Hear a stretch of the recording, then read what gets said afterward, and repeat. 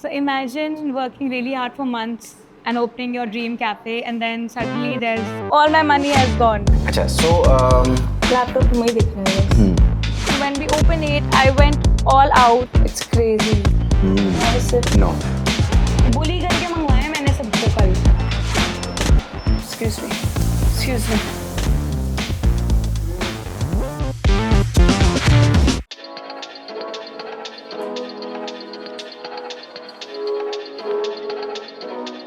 I was 8, I think, when I first started cooking and baking in my home kitchen. It had a lot to do with my grandmother. We always had like home-baked breads and cakes and cookies at home. We never got anything else. I've grown up with that, and that's what put that seed of baking and cooking and being in the kitchen in me. And being in the kitchen equaled having people over, equal having more, of a buzz around the house and having guests over, them being, appreciative of the food that was being served and made. So I think that really put me in a great spot to actually wanting to become a chef and knowing that's all I wanted to do.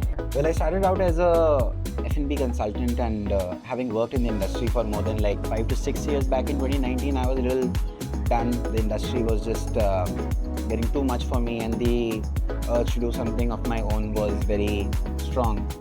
And that is when I kind of happened to meet her. Actually, she was part of one of our consulting projects, and when I saw her, there were definitely synergies, there were definitely a lot of feelings as well. And somehow our interests aligned, and it got really easy to kind of discuss creative ideas. Now it's not, but back then there was a very good overlap of what we wanted to do together.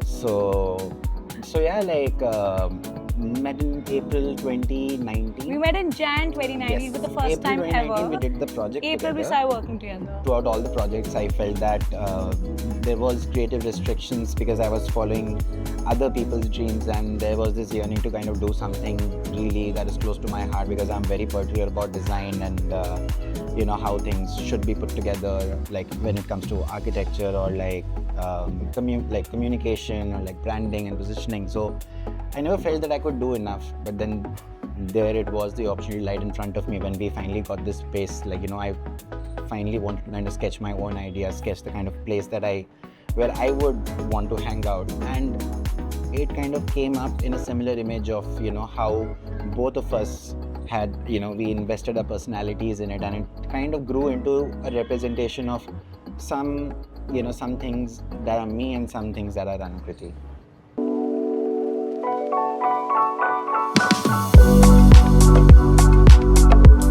What came to your mind when you started 8? What did you think? All my money has gone. I'm bankrupt and all money has gone. We have nothing left to eat. We have to eat at the kitchen. We found a very nice place. This was actually a taxi stand. Had to do a lot of landscaping, a lot of brick and mortar stuff to kind of get this place in order. And we were kids, we were passionate about things. We did not understand financial budgeting. We did not understand how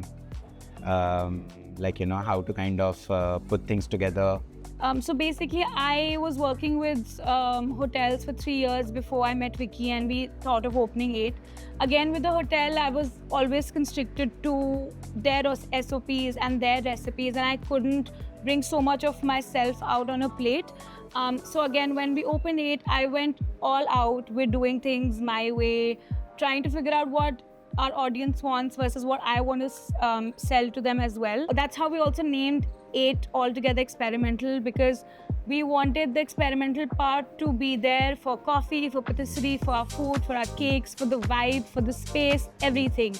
And we didn't want the name to restrict us from not doing something or from not experimenting, from being out there. And the kind of space that both of us wanted to Because create. it was actually a very funny thing, because when we started out, we were tucked into a place where no one could find us. We were really keen about this aspect that, that this place needs to be a find, and that people should actually take it a little slow and understand what the brand was like and what we put together.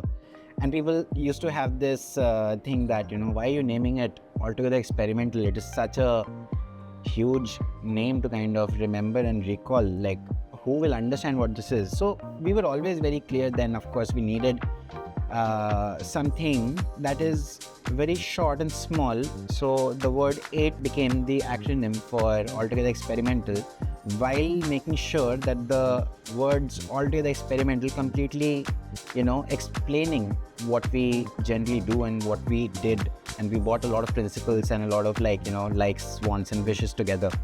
So it is as simple as that. It is in the name. There's a short version of it which is easier to understand, but then there is a deeper narrative of what we built together.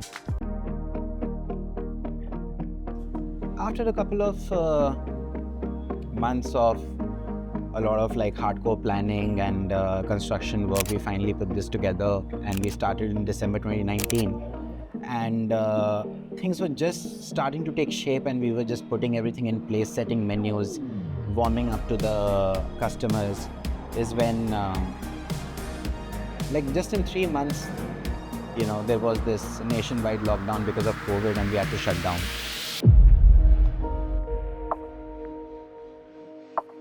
We went all in, invested all of our money, and all of a sudden this lockdown happened, and we are staring, we are just standing outside here looking at the space that, now what do we do? There are people spreading rumors that this is never going to end. So we did not know where this was going. And practically the only way for us to kind of get through this situation was to improvise and see what other brands were doing or what other industries are doing and how people are taking this up in their businesses. So immediately there was a lot of research, a lot of being constantly aware of the industrial overall alignment and movement towards these measures that came up, that kind of helped us. People also felt slightly eased out, slowly and steadily going out, where there were restaurants who were kind of taking up these measures and safeties to kind of ensure the safety of the people. And during that period, the entire business pivoted into a more friendly and a more open, and we adapted a lot in that phase to kind of make sure that what people like, and that's how people came to us and they realized what we were doing. And there was this ripple effect where when the lockdown eased out and everyone started telling their friends, and 4 people told 4 more people and their friends too. They just kept going on and on about there's this place I want to gatekeep and I don't want to give it away, but you should come hang out with me over here. And that's how these conversations kind of helped us get back on our feet.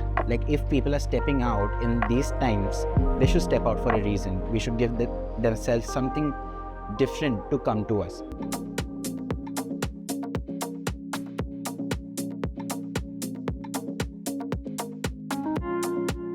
People started discovering us as this place that is absolutely cut off, and they kind of, I think a lot of people said that this place they had this feeling that it was theirs, and that this is a place where they can come to have a quiet cup of coffee without being seen by a lot of people or interrupted by multiple calls or something. So there was a lot of relatability that happened at the people's end as well, which kind of made them, they kept coming back. Yeah, so it kind of turned into this thing that where people stopped seeing it as a cafe but as a rare discovery. See, it was all good when business has started to roll and people have started coming to your place and they started discovering what you do different. But running such a place is very different as compared to kind of sustaining it and to make it grow. That's where the true challenge lies.